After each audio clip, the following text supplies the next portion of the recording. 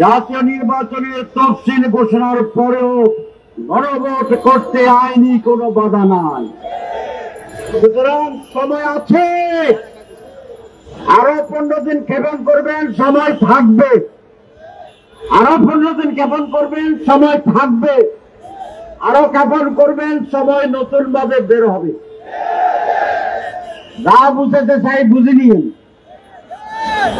এই জন্য no hunky পাঙ্কি, সোজা সোজা গণভোট আগে দেন, অসুবিধা কি? শুধু বলেন অনেক টাকা খরচ হবে। আমাকে একজন বলেছে একদিনে বাংলাদেশে যে পরিমাণ চাঁদাবাজি হয়, কয়দিনে এর টাকা দিয়ে একটা গণভোট করা যায়। তাহলে চাঁদাবাজি বন্ধ হবে। প্রত্যেক দিন একটা করে গণভোট করলেও টাকার সমস্যা হবে না। সুতরাং আমি এই সরকারকে বলবো, আর যারা সংশ্লিষ্ট তাদেরকে বলবো, আপনারা এইগুলো বন্ধ করেন, ব্যবস্থা নেন। ইনশাআল্লাহ বাংলাদেশে গণভোটের টাকার অভাব হবে না।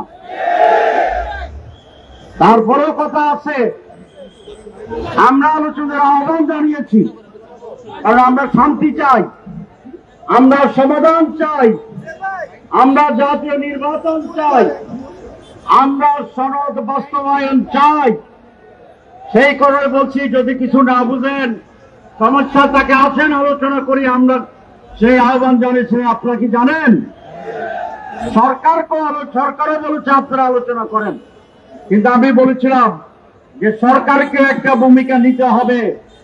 সরকার শুধু এই কথা বলে ঘুমালে হবে না যে আপনারাই আলোচনা করেন। আলোচনার ক্ষেত্র তৈরি করে দেওয়া, এখানে একটা রেফারেন্স ভূমিকা করা, এই সকল বিষয়ে সরকারের অবশ্যই ভূমিকা থাকতে হবে।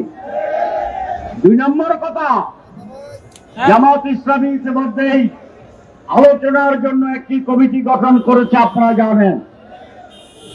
আমি আজকে আবার আহ্বান করব যে সমস্ত দলেরা আছেন সংশ্লিষ্ট, আপনারা আলোচনার জন্য কমিটি ঘোষণা করুন। অবিলম্বে আলোচনা শুরু হোক। সময় ক্ষেপণের পলিসি লাভ হবে না, আমরা বুঝে গেছি। আমি বিএনপির মহাসচিব মাননীয় মির্জা ফখরুল আলমগীর মহোদয়কে সকালেও ফোন করার জন্য চেষ্টা করেছিলাম, পাই নাই। ইনশাআল্লাহ এই প্রোগ্রামের পর থেকে আমি আবার ওনাকে ফোন করার চেষ্টা করব। ওনাকে আমরা ব্যক্তিগতভাবে অনুরোধ করব যেন বিএনপির পক্ষ থেকেও দ্রুত এই আলোচনায় অংশগ্রহণের সিদ্ধান্ত আছে। তাহলে আমি আশা করি, জাতি আশা করে, আর রাজনৈতিক বিদ্বেষ নয়, আর হিংসা নয়, আর অন্যের বিরুদ্ধে লড়াই নয়। জাতি মনে করে মেজর পলিটিক্যাল পার্টিগুলো বসে শুধু সনদ নয়, আগামী নির্বাচন কিভাবে হবে, কিভাবে